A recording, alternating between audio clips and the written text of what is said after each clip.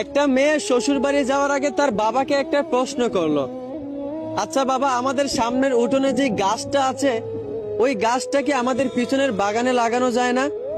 তখন মেয়েটার বাবা বলল, ওই গাছটা 4 বছর পুরনো একটা গাছ।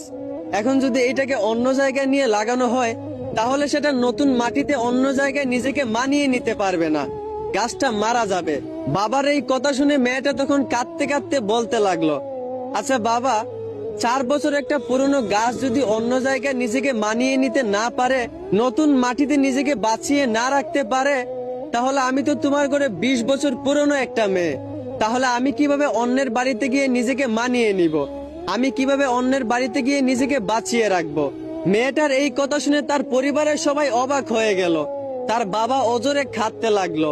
আসলে আমরা ছেলেরা মেয়েদের জীবনটা যতটা সহজ মনে করি ততটাও সহজ না। মেয়েদের জীবন আসলে অনেক কষ্টের।